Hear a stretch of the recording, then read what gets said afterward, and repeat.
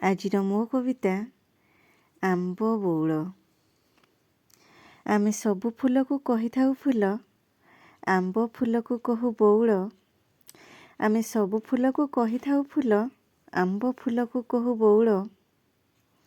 ବନ୍ଧୁମାନେ ଜାଣିଛନ୍ତି କି ତାର କାରଣ? ଆମ୍ବ ବଉଳ ହୋଇଥାଏ ଆମ୍ବ ଗଛର ଗଣ୍ଡିରୁ। ଦେଖି ନାହାନ୍ତି ଯଦି ନିରୀକ୍ଷେଇ ଦେଖନ୍ତୁ ଅତି ନିକଟରୁ। ଦେଖି ନାହାନ୍ତି ଯଦି ନିରୀକ୍ଷେଇ ଦେଖନ୍ତୁ ଅତି ନିକଟରୁ।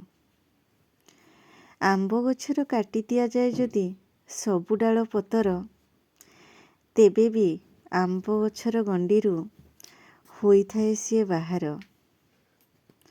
ଆମ୍ବ ଗଛର କାଟି ଦିଆଯାଏ ଯଦି ସବୁ ଡାଳ ପତର, ତେବେ ବି ଆମ୍ବ ଗଛର ଗଣ୍ଡିରୁ ହୋଇଥାଏ ସିଏ ବାହାର।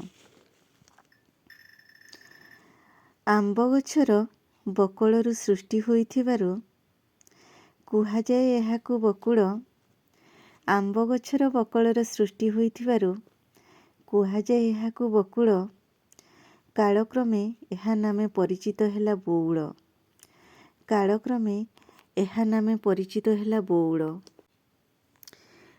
ପୌଷ ମାସର ଅମାବାସ୍ୟାକୁ ମଧ୍ୟ ବକୁଳ ଅମାବାସ୍ୟା କୁହାଯାଏ। ଏହି ଦିନ ବଉଳ ବଇଁଠା କରି ପୂଜାର୍ଚ୍ଚନା ମଧ୍ୟ କରାଯାଏ।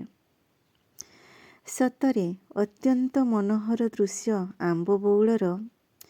ସଭିଙ୍କର ମନମୋହିନୀ ଏ ଆମ୍ବ ଗଛେ କୋଇଲିର କୁହୁ କୁହୁ ସୁମଧୁର ମିଠା ସ୍ୱର। କୋଇଲିର କୁହୁ କୁହୁ ସୁମଧୁର ମିଠା ସ୍ୱର। ସୂରୁଜ କିରଣ ପଡ଼ିଲେ ତା ଦେହେ ହୁଏ କେତେ ଉଲ୍ଲସିତ। କେତେ ଯେ ଆନନ୍ଦ ତହିଁ ଲୁଚି ଅଛି, ଅନୁଭବ କଲେ ଜାଣିବା ମିତ। ପରିଚୟ ସାଜି ଋତୁରାଜର ସେ, ବସନ୍ତ ତାହାର ପ୍ରିୟ।